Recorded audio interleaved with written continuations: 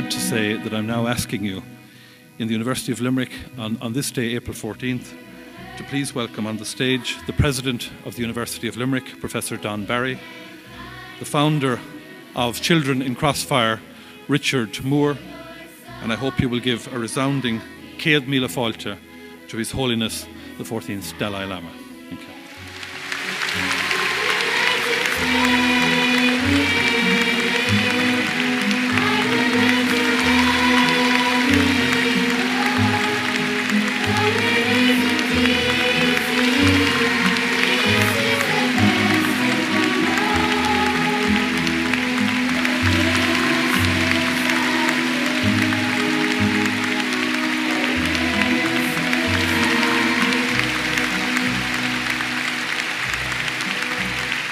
Distinguished guests, visitors, colleagues and students, I am absolutely delighted to welcome you all to the University of Limerick for this marvellous occasion.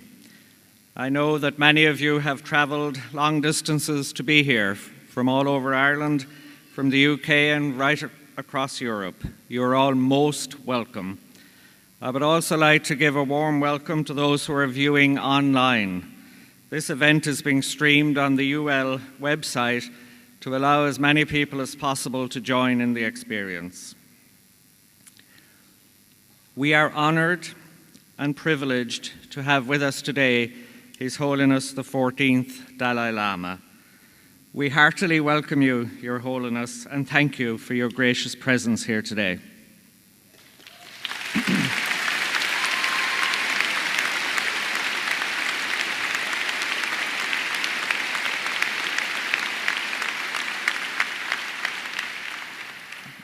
His Holiness is respected around the world as a truly inspirational spiritual teacher whose energy, compassion, and wisdom touch everyone he meets.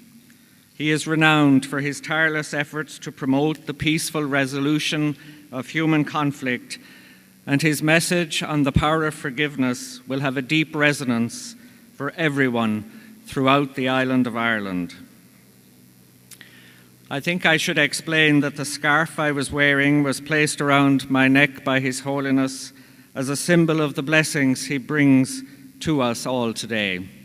This kata has symbols of protection, freedom, compassion, happiness, and love. And I know that all gathered here today are embraced in the good wishes that it embodies. It is fitting that His Holiness should come to you well.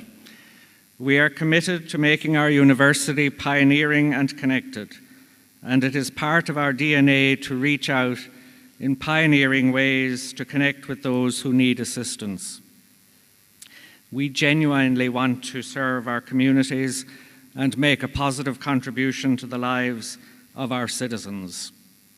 In this spirit of partnership, I am delighted to see so many representatives of voluntary and community organisations here today, many of whom have collaborated with the university. Our staff right across the university are involved in many community outreach activities that provide educational opportunities for all sectors of society, and UL is particularly involved in the regeneration of our beautiful city of Limerick. Improving the lives of others is also something we have in common with Richard Moore. I think we can all take inspiration from Richard's truly remarkable life story and the charity Children in Crossfire, which he founded to help children in conflict situations. And for making this very special day happen, I want to express my appreciation and indeed your appreciation to Richard for bringing the Dalai Lama to Limerick. Thank you, Richard.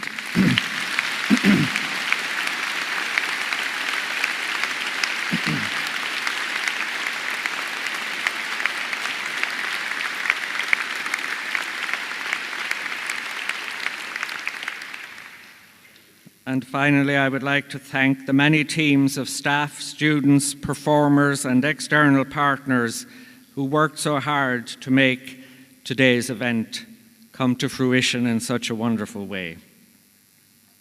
Ladies and gentlemen, I will conclude by expressing, on your behalf, our gratitude to His Holiness for coming to be with us here in Limerick today.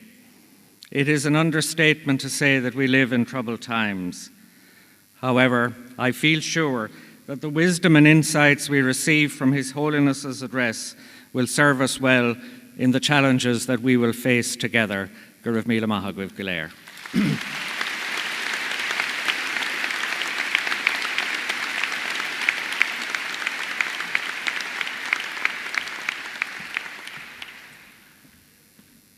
Thank you, President. And now we will hand over to Richard Moore, who will introduce His Holiness the Dalai Lama. Richard. Thank you.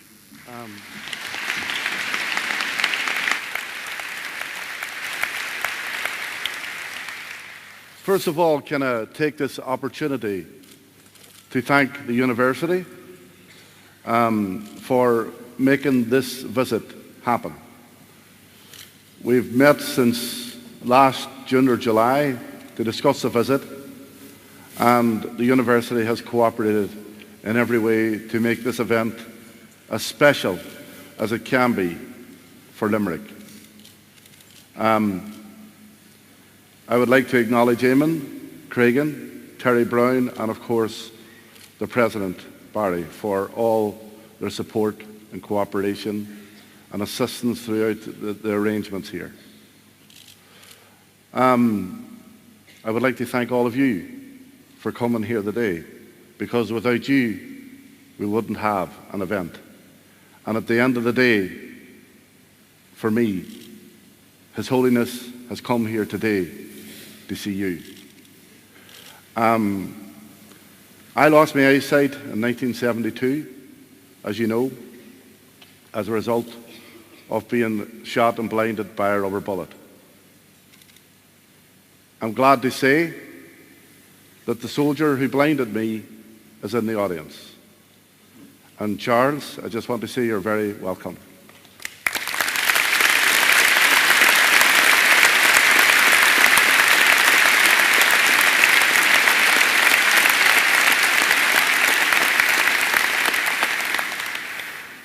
So Charles and I have built up a good friendship with His Holiness over the last while. But that person, just in front of us, yeah. Yeah.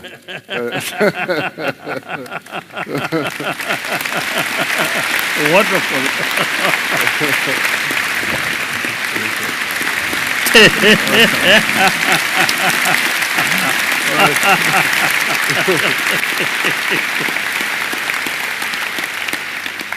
And I have to say, when I told Eamon Cregan that Charles was coming, he said, is he coming to polish the job off? So I get no sympathy at this university. But, you know, there are many things in my life that have helped me deal with blindness and helped me cope with blindness and deal with losing my sight in such a traumatic way.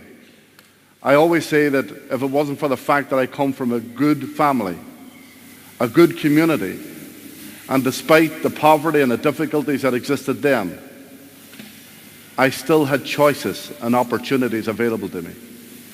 The fourth thing about me was the fact that I never felt any anger or any bitterness about what happened. And if you think about anger and bitterness, it wouldn't have affected anybody, only me. I first met His Holiness in 2000 when he came to Derry. And when he spoke, for me, His Holiness's message on forgiveness articulated exactly how I felt. And when we sat together afterwards, His Holiness helped me with my dinner. He poured out my drink, he handed me my knife and fork, and I was totally humbled by this world leader who had so much humility and compassion. And from then on, I've fallen in love with this man. And I openly admit that. During that time, when he was in Derry, I'm not one of those blind people that feel other blind people, or feel other people to see what they look like. But His Holiness said to me, "Do you know what I look like?" And I said, "No." So he insisted that I felt what he looked like. And the only thing I could say to him was, "Your Holiness, you have a big nose."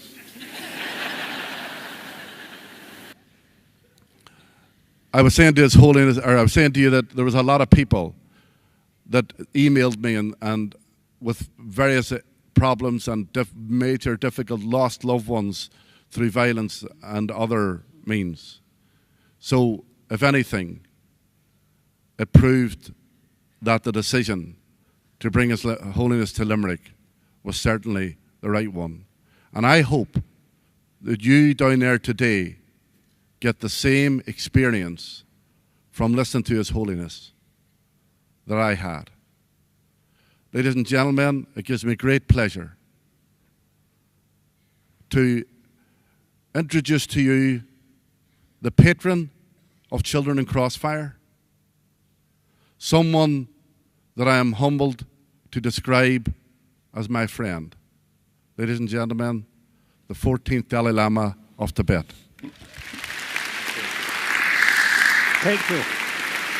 Thank you. Thank you. Come here. Oh. Okay.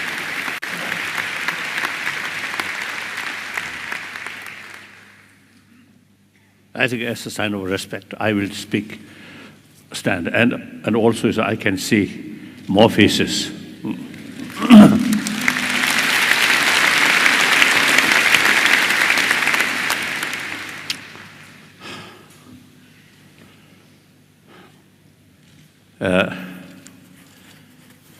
Richard Moore, usually I describe my hero.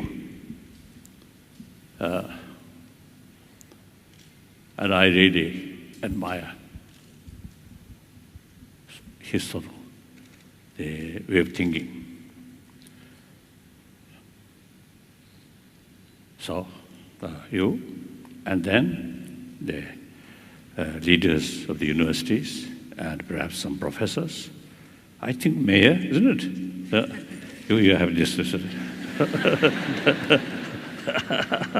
So, and then basically, I usually describe brothers and sisters. We are same human being. And fundamental level, we are same human being.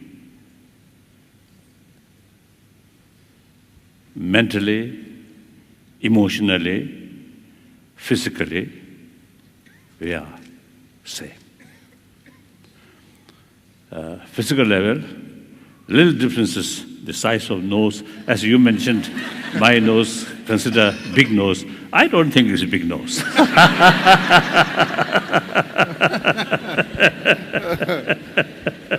will check. Usually, when I met him, you see, because difficult to see, so I usually let him touch, my face. Yeah. That usually I sort of the way to introduce myself. So he found my nose a little bit big.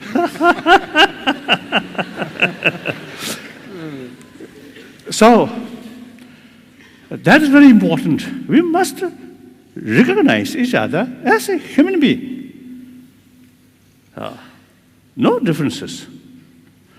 Then secondary level, yes, different faith, different color, different nationality. That's a secondary.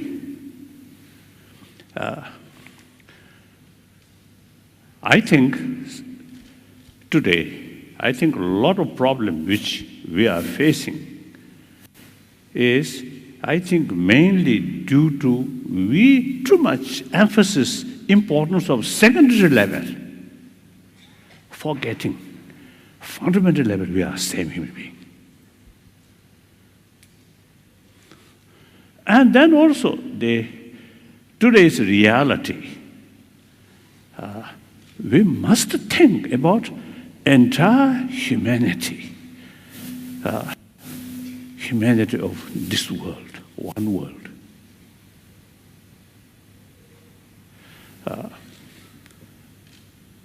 I think when we're facing some problems, if we carry dealing these problems with a sense we are same human being, my interest related with their interest related to my interest. I always consider I am just one of the nearly now 7 billion human beings. I am part of the humanity. So for my own sort of happy future, entirely depend on rest of the humanity. No matter one single person, powerful or very rich, still part of the humanity. If the humanity happy, peaceful, more compassionate, and everybody get the benefit. And then now modern economy, global economy, no national boundary, no religious boundary, and also ecology problem, no national boundary, no religious boundary. So that's the reality. So time comes, think for entire humanity, and we must talk on the level of human being.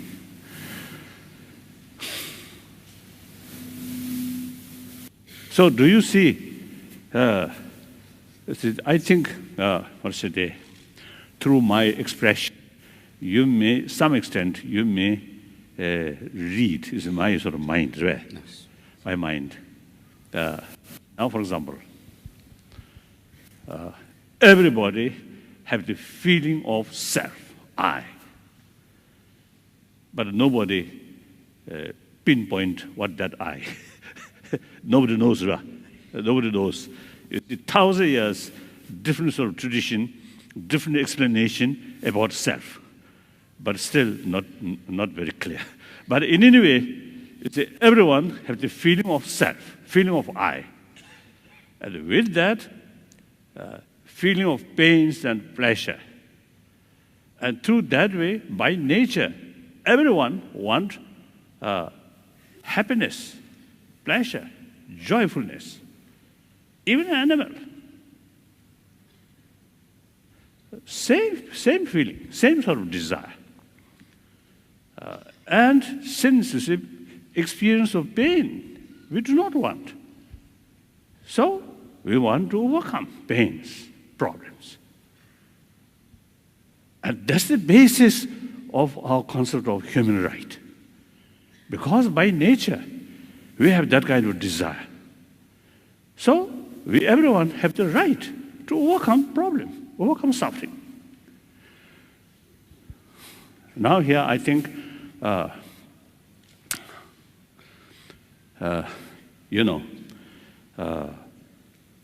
fundamental, because the human level, I usually, share with people the ultimate source of peace of mind, happiness in mental level is within ourselves, not money, not power, not status. Some of my friends, maybe billionaire, very rich, but as a person, very unhappy person. The plenty of money fail to bring inner peace. And also those people who are very powerful, I think in deep inside, a lot of anxiety, a lot of sort of stress, a lot of fear, distrust. So material value will not bring real inner joyfulness or inner peace. So the only thing is affection or warm-heartedness. That really brings inner strength, self-confidence. That reduces fear. That develops friendship, trust. Trust brings friendship. We are a social animal. The genuine cooperation among each other is very necessary. Genuine cooperation, entirely based on trust. Trust is there. Then, naturally bring together. So therefore, once you see within yourself, more compassionate mind, heartedness, whole atmosphere become more positive, more friendly.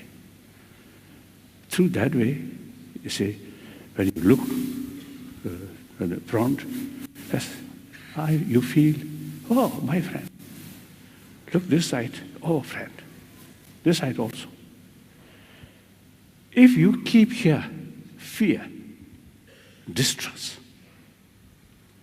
and you yourself make little distance from other, then that person look here, oh, little suspicion, distrust, more cautious.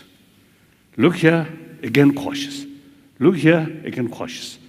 As a result, deep inside, lonely feeling. Then the problem, blood pressure, too much stress, all these come. One occasion, I think in New York,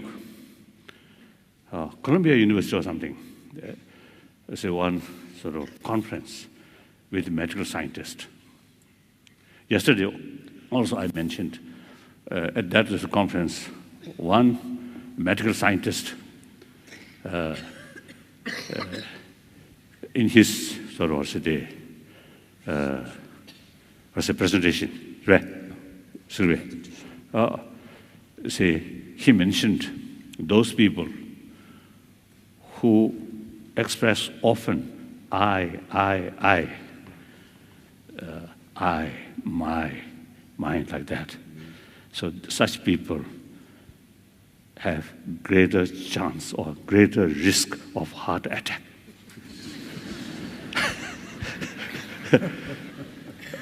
He didn't explain why, but I felt it is quite true, as I mentioned earlier. Deep inside, fear, distrust, and you yourself always remain a little distance from the rest of the human brothers, sisters. That brings loneliness.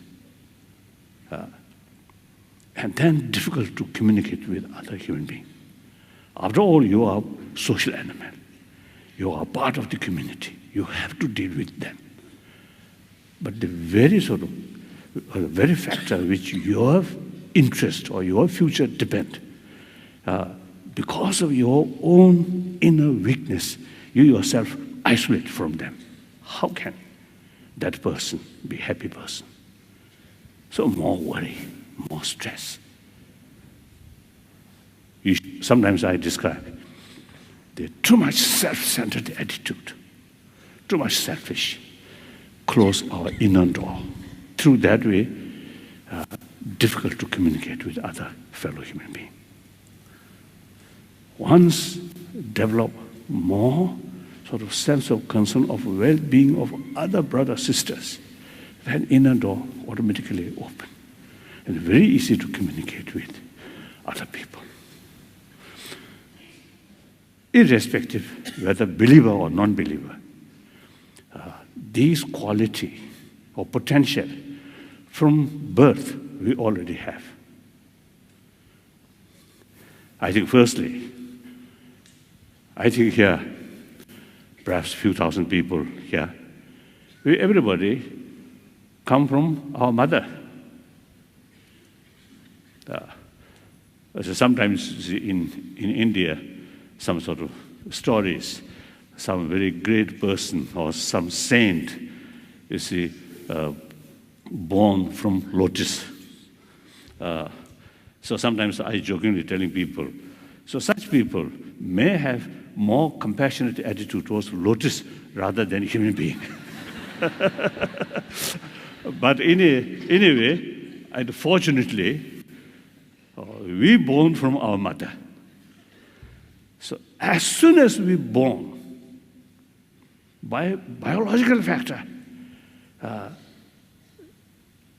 Both sides, mother side and child side, some kind of immense sort of feeling of closeness, trust.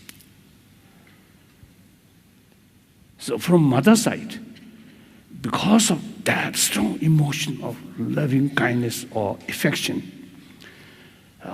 brought energy from mother in order to protect or in order to care, in order to take care of our child. That's a biological factor. Not come from religion, religious faith. Look, animal, no religion, no constitution, no police force. But biological factor, the mother like a cat or dog or bird, biologically, you see, they have tremendous sort of affection, sense of concern of their offspring. So biologically, we equipped that kind of sort of affection.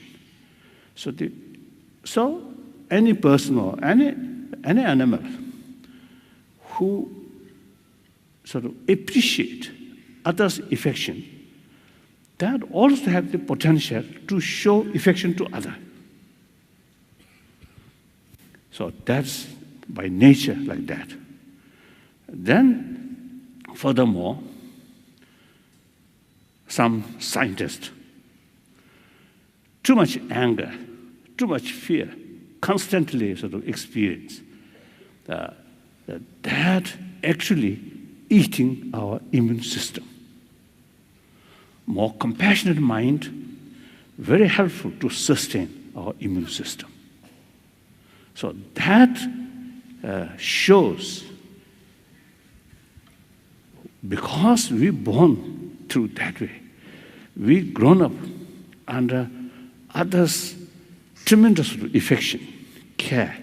So therefore, in our blood, some kind of the affection, seed of affection already there. So, a more compassionate mind, our physical element goes very well. Irritative mind not go well with body component. So, we can say basic human nature is more positive, more compassionate. And after all, we are social animal.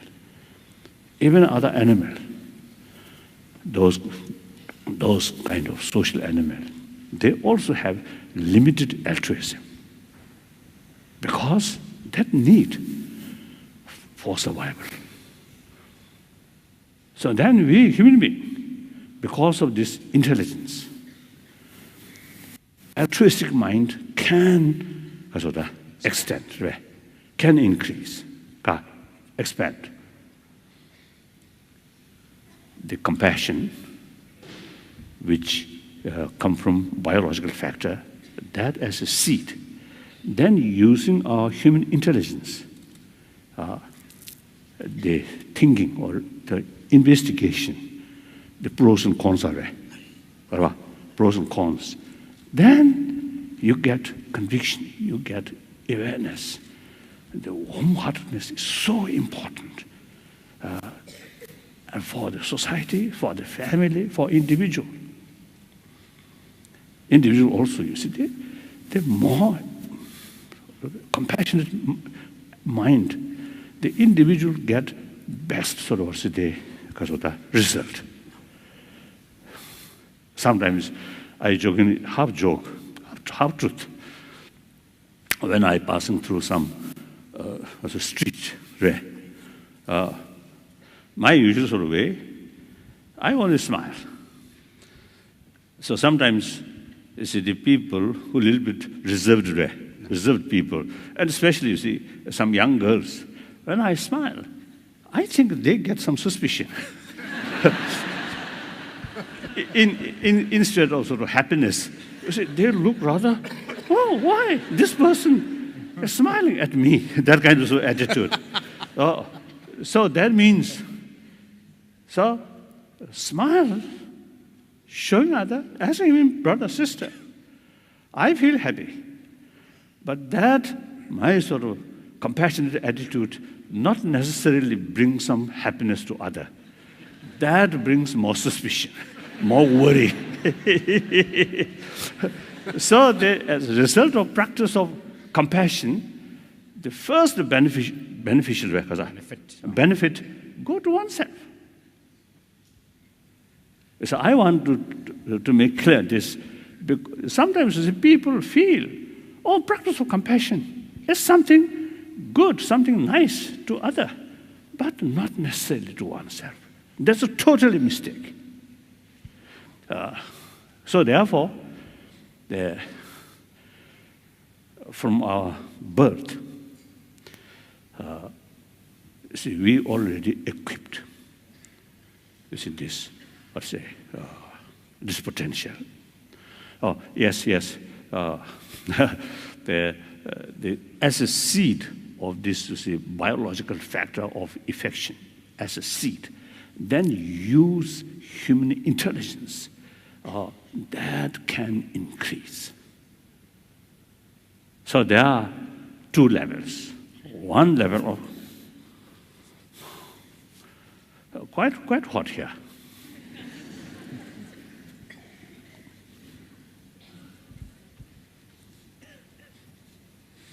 Too thick, isn't it?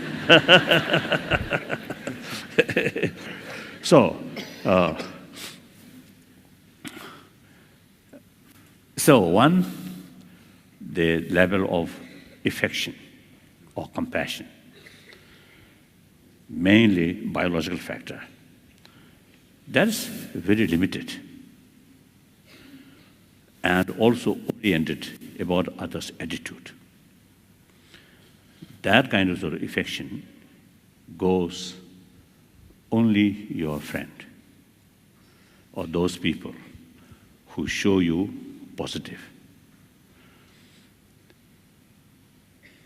Then another level of compassion through training, through using sort of our sort of intellectual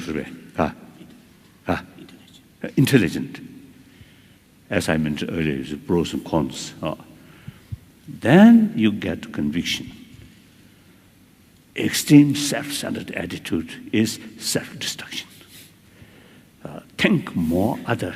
That's really bring inner strength. So through these conviction, then deliberately expand or extend our sense of concern, of well-being, not only towards your friend, but also the neutral people. Then finally, even your enemy or your troublemaker. Once your sort of genuine sense of concern, of well-being, reach your enemy, then that compassion is genuine, trained compassion. Unbiased, limitless, infinite. That we can do because of this marvelous intelligence. One example, one Tibetan monk.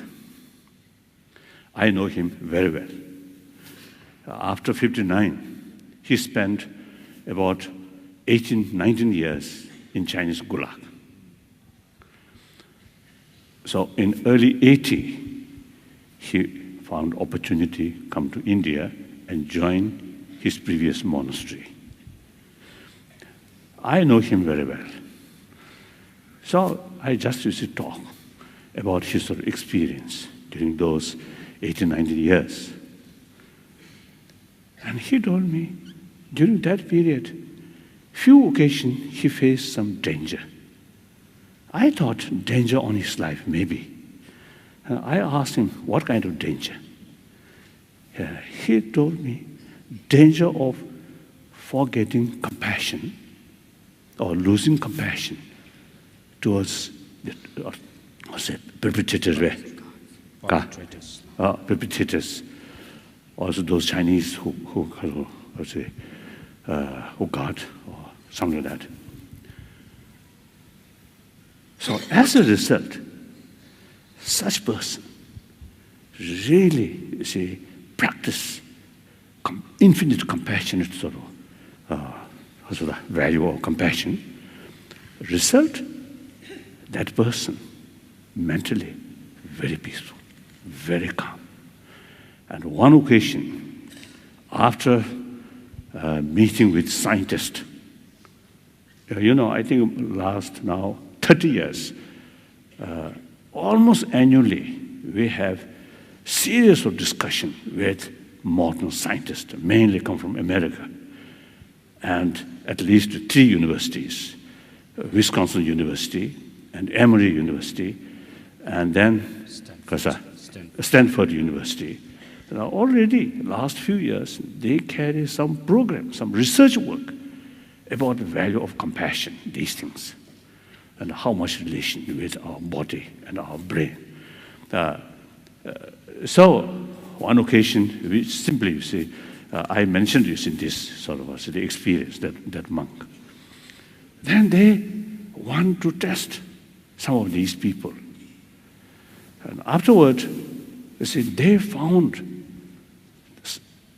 those people who passing through very sort of difficult sort of period, very difficult life, but their mental state unusually very sort of peaceful.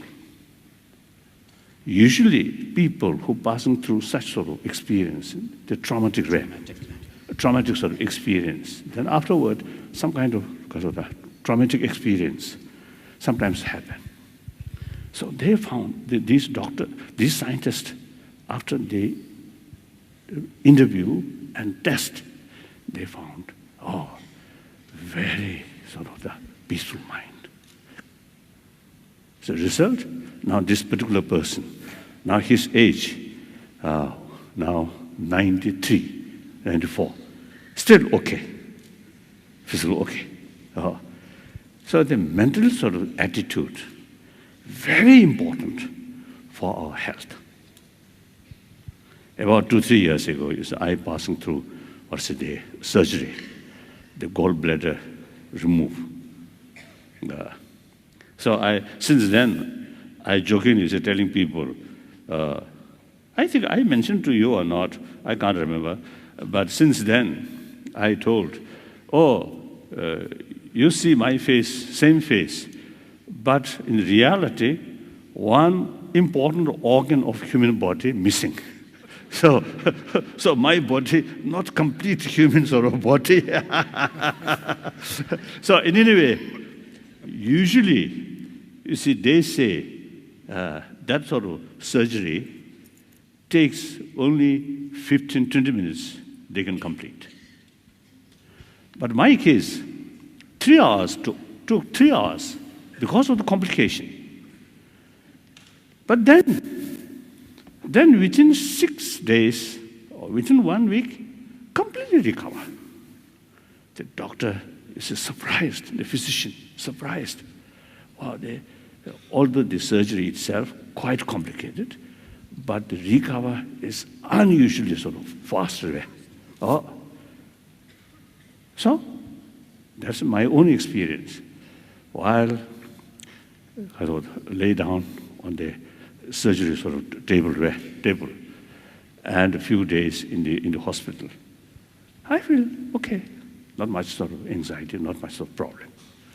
So the nurses and the physicians, within a few days, we become very good friends. I joke, I tease them like that. So they themselves, you see, afterward, they told me, some of the physicians, since our meeting, their whole life, you see, changed. One physician's wife used to tell me, physician didn't tell me, but the wife used to tell me, my husband, before, a little bit difficult, but after that sort of surgery, after that way, my husband become much more gentler. So in any way, you see, they have more compassionate sort of mind, practice compassion. Really benefit not only oneself, and also you see, create some kind of positive atmosphere. Of course, no, I'm saying these things not sort of I'm something sort of something special. No, nothing. We all have the same potential, same intelligence. It's the same potential. So only thing is, we from childhood we trained. So through training, through study, we pay more attention about our inner value. So you also say the only question is pay more attention in our inner value. Then you get more experience. So usually when I always listen BBC. So always talk about money, economy, and politics. So, and look, you see, the people sort of, I think the general sort of the attitude. Unless you are seeing some sort of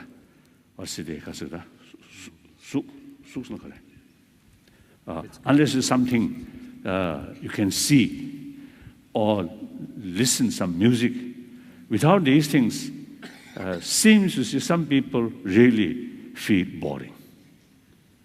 So whole day, look television and listen music.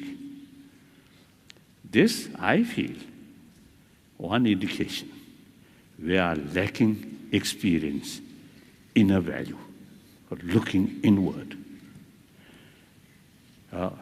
Simply, you see, thinking about our mind, about our inner value.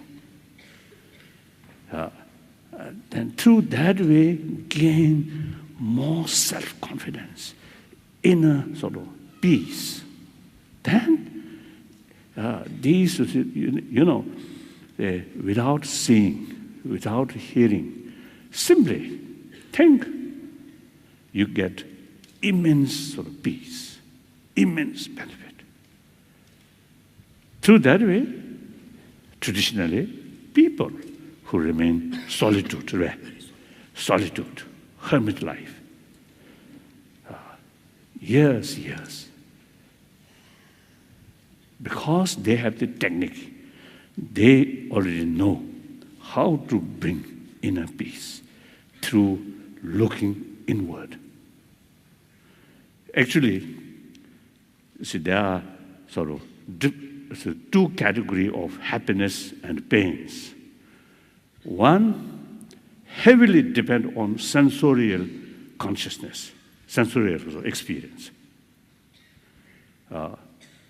Seeing some nice thing, hearing some nice thing, and that brings some inner satisfaction. That kind of satisfaction entirely depends on external means, external things. Now, another level of pains and satisfaction does not depend on sensorial experience. Now, for example, some memory about past sort of experience, feel sort of joyfulness or pain. That's mental level. So these two, mental level experience and physical, because the sensorial level experience. The sensorial level, the mental level is more superior. I think, you see, we can examine. Physical pain, sometimes mental sort of peace or mental happiness can subdue physical pain, isn't it? The mental pain cannot subdue by physical comfort.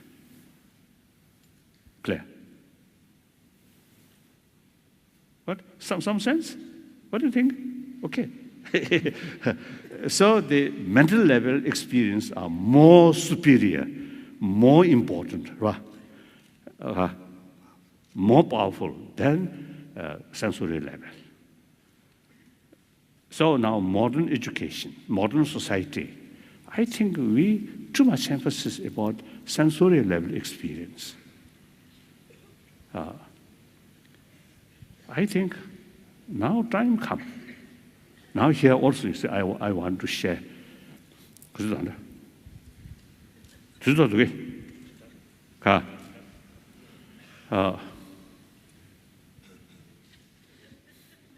don't know. And anyway, I want to share with you. That is at least 3,000-4,000 years, we human beings, in order to get peace of mind or satisfaction or happiness, we totally depend on prayer. Then last over 2 centuries, science and technology develop. So those things which we want, now through technology, brought immediately. Right? So generally, we pay more attention about science and technology rather than prayer. Last year, in one Indian state, the state government, constructed one Buddhist temple. So he invited me to opening ceremony. So I went there. So then the chief minister, the head of the state government, he in his speech he mentioned, due to Buddha's blessing, his state rapidly will because of the prosperity. Then my turn, speech. I know him very well. So I express, if your state can rapidly prosperity due to Buddha's blessing, then your state much earlier should develop. Because Buddha's blessing lasts 2,500 years already there. But you see, Buddha's blessing entirely depends on able chief minister's hand. I told him. So action really makes change. Prayer will not change. So therefore, you see, the people's interest about science and technology, naturally, much developed. So therefore, as I mentioned earlier, the BBC or this report always talk money like that. Now, later part of 20th century, two fields. One, those real rich people,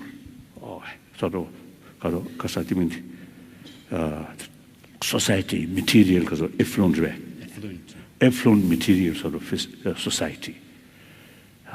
Now they begin to feel material value alone not sufficient, something lacking. A few examples, as I already mentioned. That's one thing. Another thing, in the science, the knowledge or research work about neuron or the brain really reach very deep and very sophisticated.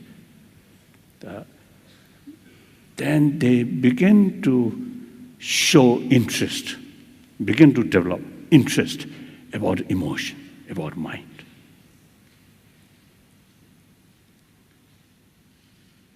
So, we human beings, not only this body, but there is emotion. So material value provides comfort for physical level, not emotional level. So therefore, now among the scientists, more and more respected, well-known scientists now really carry investigation about our emotion, how to tackle. So later part of 20th century began, I say, the genuine interest about our inner value. So then the modern education system, naturally 1,000-year-old in the European continent, separate education institutions started. At that time, the moral ethics, the church take the responsibility, and the family also some extent. But now time passes, the influence of the church or the family values also sometimes little decline. So they separate the education institution alone now should carry both responsibility about education, intellectuals, and about moral ethics or wholeheartedness. So you see, there are a lot of people now who really carry some serious research work, how to implement, how to sort of, how to bring in modern education curriculum some moral ethics, education of warm-heartedness. So now some research work now carrying like that. So these are, now you see, we people, through our own experience, now we are becoming more mature. So not only pay attention about material value, but also the internal value. So now here, on that respect, various different religious traditions have special role. So I'm very, very happy now here, seeing some one Jews I noticed using that hat, and then this Uzbekistan. Oh, I think Muslim tradition, isn't it? Or your native tradition? Okay. So perhaps some Muslim. Oh, this is you Jew, Rabbi. There's some, of course, is Christian, some Catholic, Protestant. So, yes. So, all these major religious traditions, in spite different philosophical view. In philosophical field, basically two categories: theistic religion, non-theistic religion. Big differences. But all teachings, all sort of faith, emphasis importance of love, compassion, with that forgiveness, tolerance, self-discipline, contentment. I have a lot of sort of friends among Christian, among Muslim, among Hindu, among Jews, a lot of friends, genuine practitioner.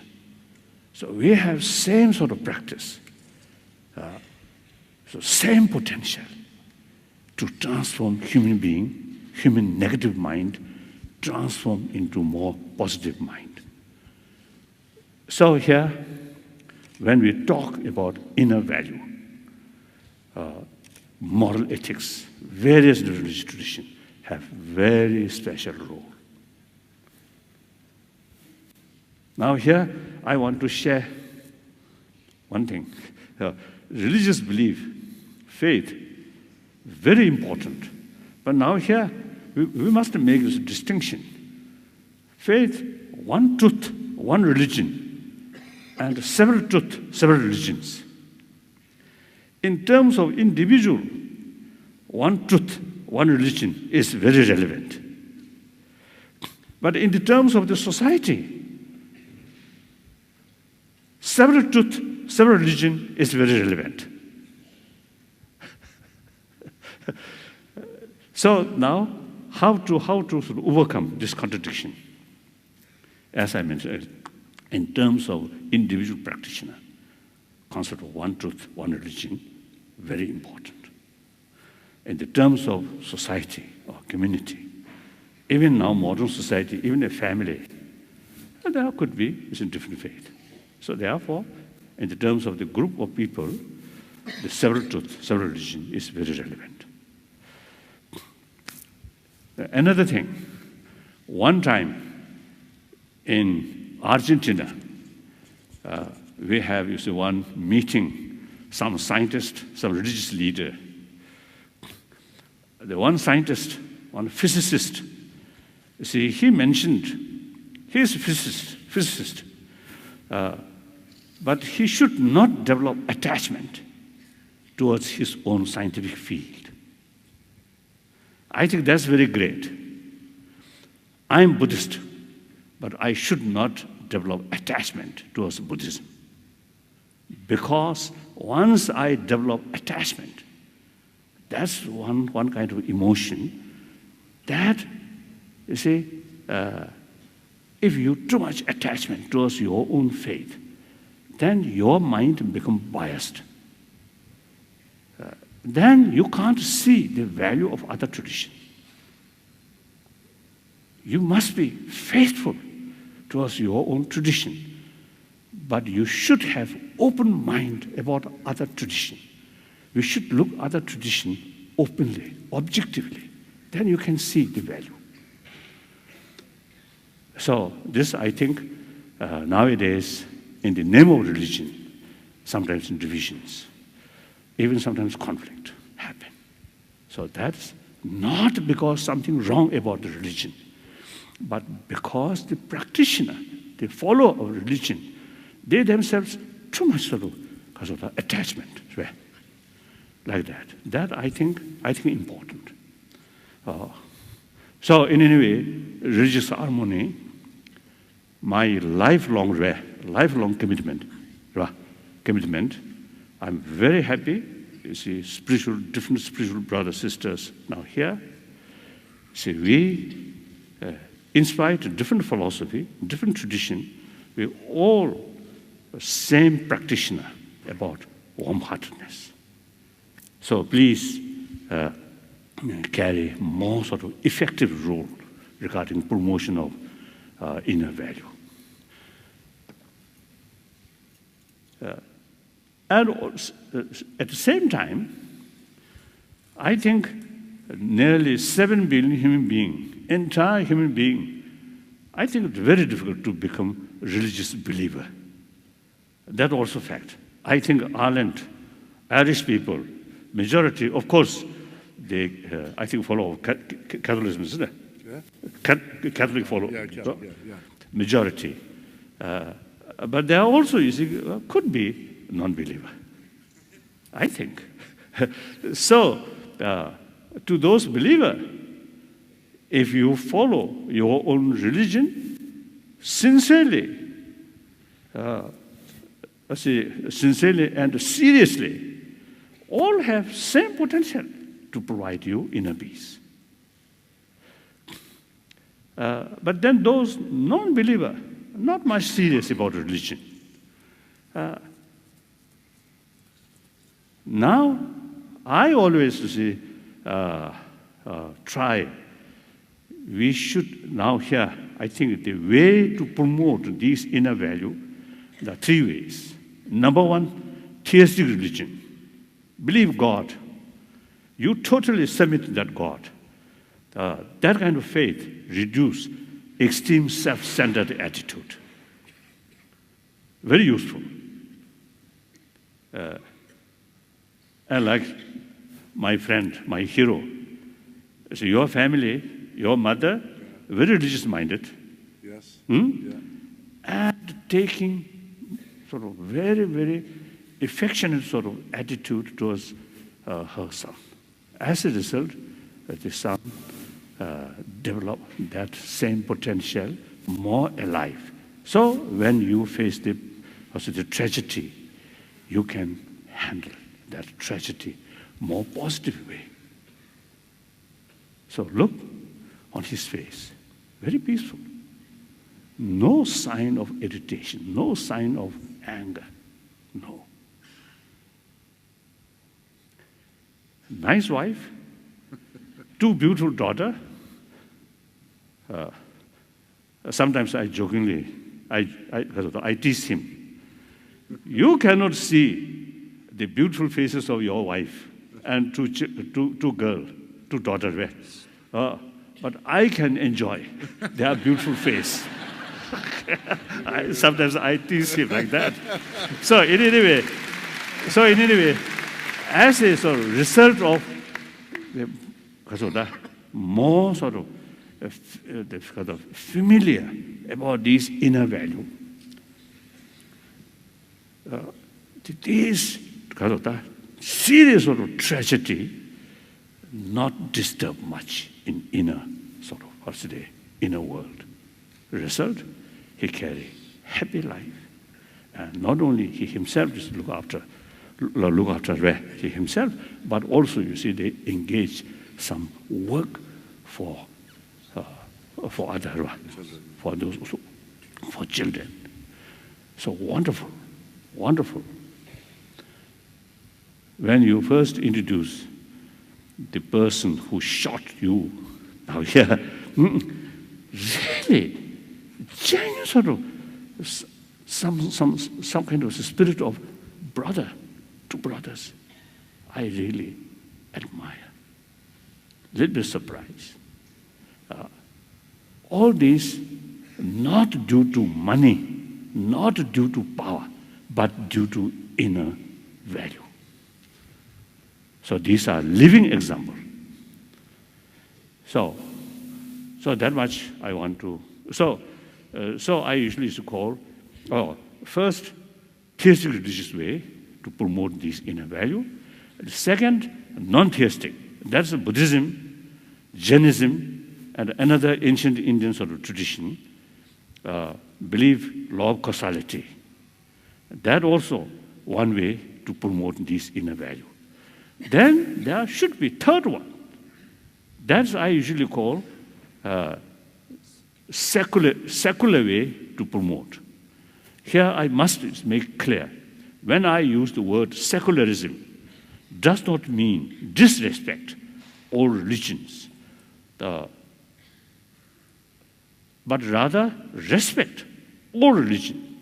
According to Indian sort of concept, secularism means respect all religions. No preference, this religion or that religion, equal. And then also, according to Indian sort of concept of secularism, also respect a non-believer. So, believe same human being and talk about basic human values. So that also, I think we should not ignore that. I think important.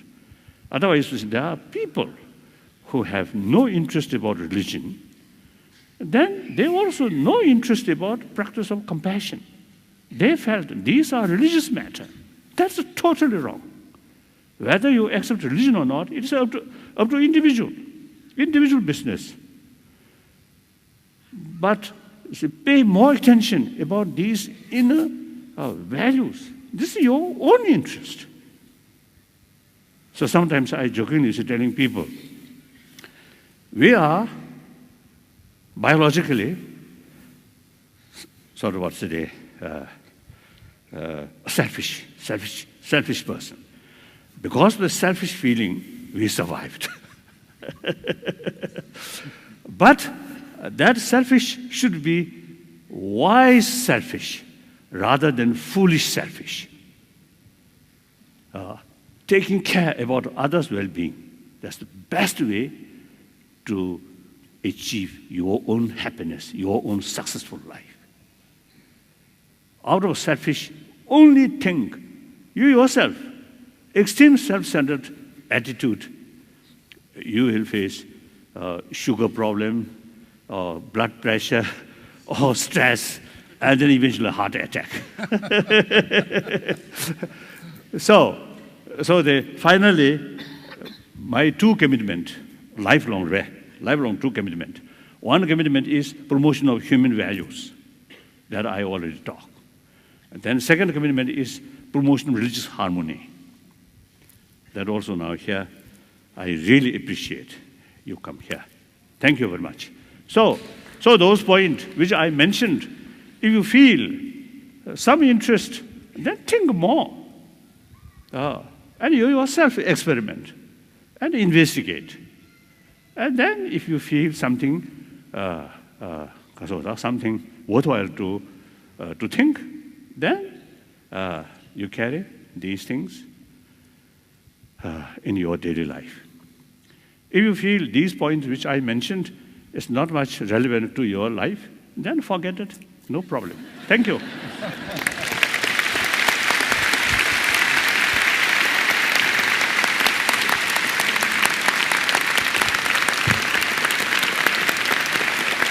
Thank you, thank you, thank you.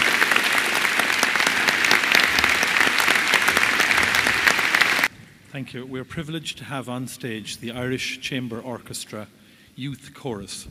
30 children from Galvone National School, Maria King Presentation Primary School and St. Mary's Boys School.